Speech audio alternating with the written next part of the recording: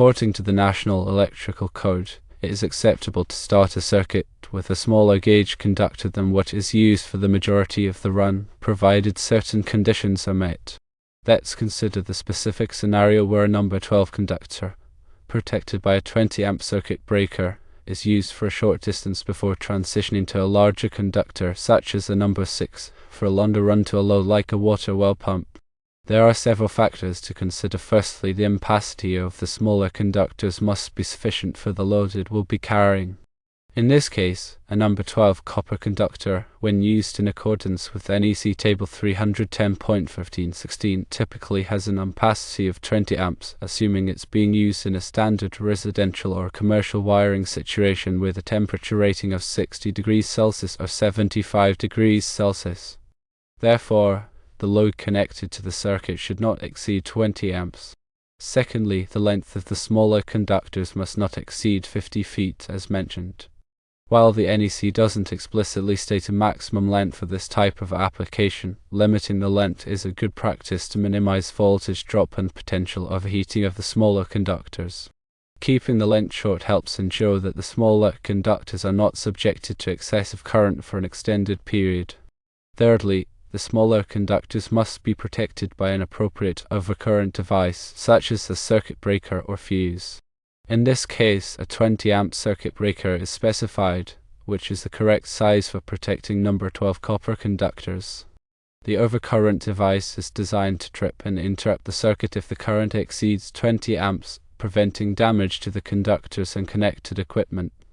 Fourthly, the larger conductors, in this case number 6 copper conductors, must be sized according to voltage drop calculations to ensure that the voltage of the load remains within acceptable limits. Voltage drop is the reduction in voltage that occurs as electricity flows through a conductor, and it is directly proportional to the length of the conductor and the amount of current flowing through it.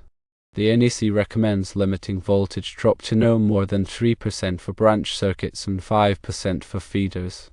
To calculate voltage drop, you can use the following formula: voltage drop equals 2 times K times I times D divided by Cm, where K is the direct current constant, which is approximately 12.9 ohms for copper conductors, I is the current in amps, D is the one-way distance in feet, and Cm is the circular mils of the conductor.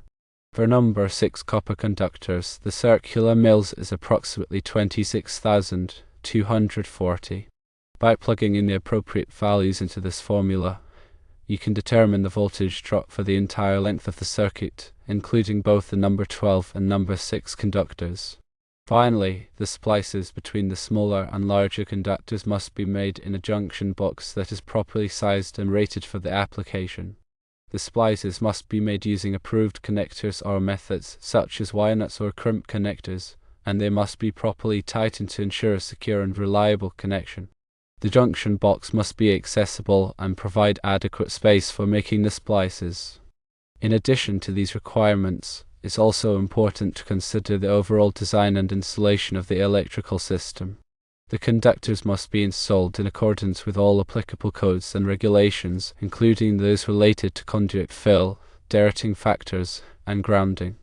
It's also important to ensure that the equipment connected to the circuit, such as the water well pump, is properly rated for the voltage and current of the circuit. Using smaller conductors for part of a circuit run can be a cost-effective way to reduce the overall cost of the installation, as larger conductors can be more expensive. However, it's important to carefully consider all of the factors involved and ensure that the installation meets all applicable codes and regulations.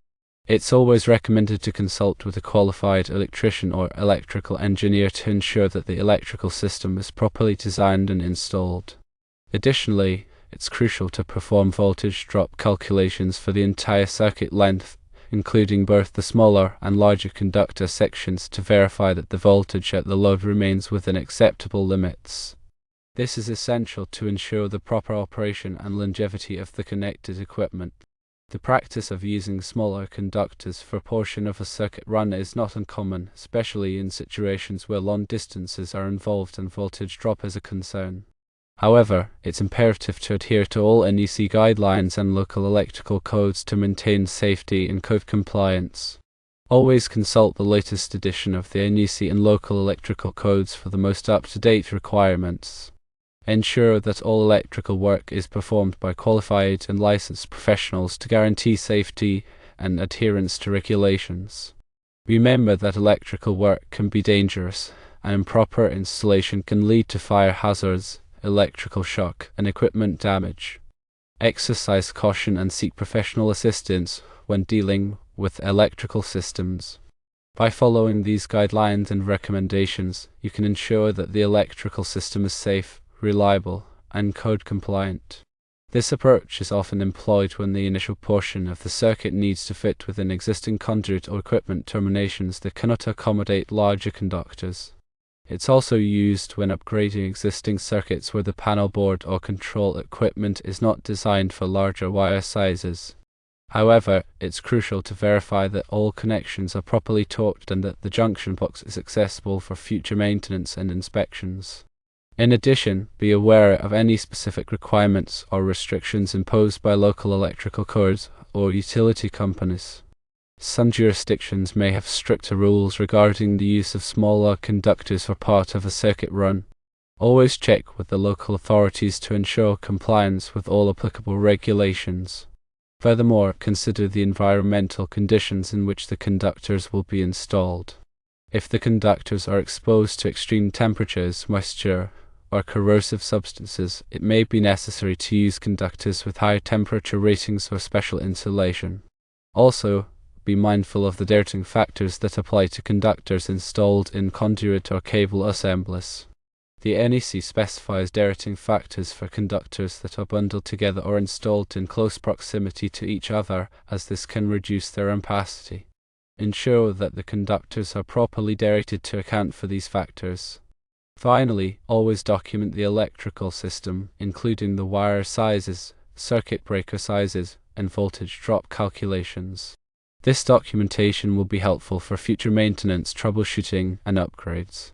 Keep the documentation in a safe and accessible location. In summary, using smaller conductors for part of a circuit run is permissible under certain conditions, provided that all NEC guidelines and local electrical codes are followed. It's essential to consider the ampacity of the smaller conductors, the length of the run, the overcurrent protection, the size of the larger conductors, the splices, and the overall design and installation of the electrical system. Consult with a qualified electrician or electrical engineer to ensure that the electrical system is properly designed, installed, and maintained. Always prioritize safety and code compliance when working with electrical systems. Neglecting any of these factors can lead to unsafe conditions and potential hazards. By carefully considering all aspects of the installation, you can ensure a safe and reliable electrical system. Furthermore, it's crucial to stay informed about any changes or updates to the NEC and local electrical codes. Electrical codes are constantly evolving to reflect new technologies and safety standards. Regularly reviewing the latest editions of the codes will help you stay up to date with the best practices for electrical installations. In addition to the technical aspects of using smaller conductors for part of a circuit run, it's also important to consider the ethical implications. Electrical work should always be performed with integrity and professionalism. Avoid cutting corners or making compromises that could jeopardize safety or code compliance. Be transparent with clients and stakeholders about the design and installation of the electrical system. Provide them with accurate information and address any concerns they may have. By upholding ethical standards, you can build trust and confidence in your work. Ultimately, the goal of any electrical installation is to provide a safe, reliable, and efficient electrical system that meets the needs of the client and complies with all applicable codes and regulations.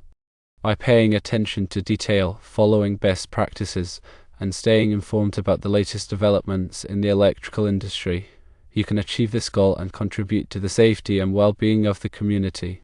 Remember, electrical work is not just a job, it's a responsibility. Take pride in your work and strive to exceed expectations. The electrical industry plays a vital role in powering our society, and by performing your work with excellence, you can make a positive impact on the world. So go forth and electrify with confidence, knowing that you are contributing to a safer, more sustainable future. This approach allows for flexibility in design and installation while maintaining compliance with safety standards. It's a common practice employed by electricians and electrical engineers to optimize circuit performance and minimize costs. However, it's imperative to exercise caution and diligence when implementing this approach.